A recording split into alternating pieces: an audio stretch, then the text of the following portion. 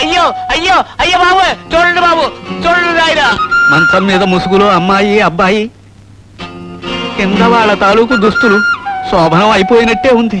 ఇంకా చూస్తూ నిలబడతారేమిటి బాబు గారు? నువ్వు నోరు మూయి. నా నోరు మూయిస్తారు సరే, జనం నోళ్ళు మూయించగలరా? ఆగండి, ఏమిటలా ఆశ్చర్యపోతున్నారు? నేను కీర్తిశేషుడైపోయిన మాధవాచార్య ఆత్మను మాట్లాడుతున్నాను. నేను ప్రేమ కోసం బలైపోయిన కరుణ ఆత్మను మాట్లాడుతున్నాను. నేను కరుణ ఎంతో గాఢంగా ప్రేమించుకున్నా.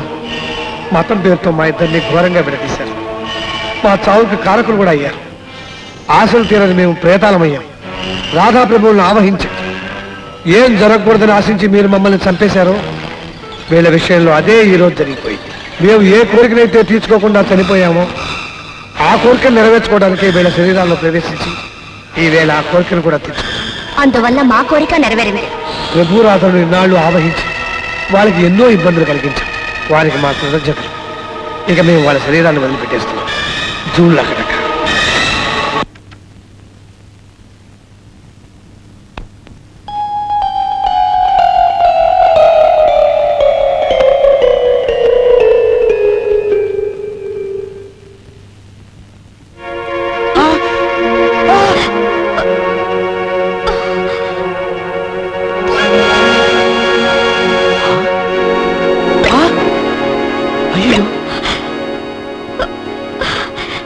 నాన్నగారు, నేనెక్కడున్నాను?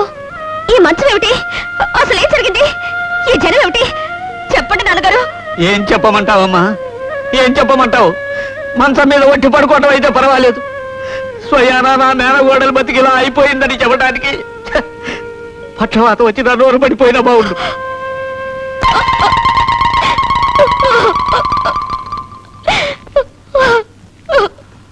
డాడీ, వీళ్ళందరూ నన్ను నేరస్తుని చూసినట్టుగా చూస్తున్నారు. ఆ రంగాచారి గారి అమ్మాయి నేను ఆ మంచం పైకి ఎలా వచ్చాం? అసలు ఏం జరిగింది డాడీ?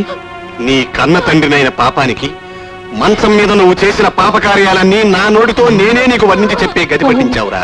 సార్, హిచ్కాక్ గారు, జరిగిన ఘోరానికి ఏదో ఒక పరిష్కార మార్గం ఆలోచించాలి. మీరైతే ఏం చేస్తారో చెప్పండి.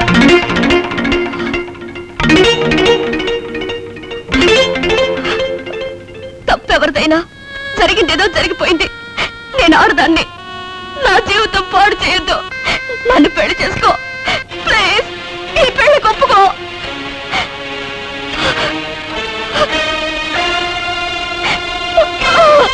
అన్నయ్య చూడరా,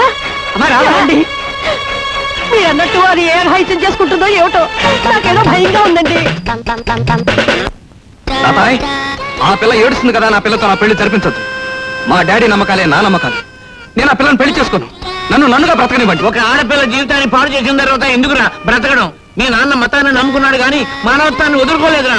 నువ్వు ఆ పిల్లనే పెళ్లి చేసుకోకపోతే నీ కళ్ళతో మీ ఇద్దరు చస్తావురా.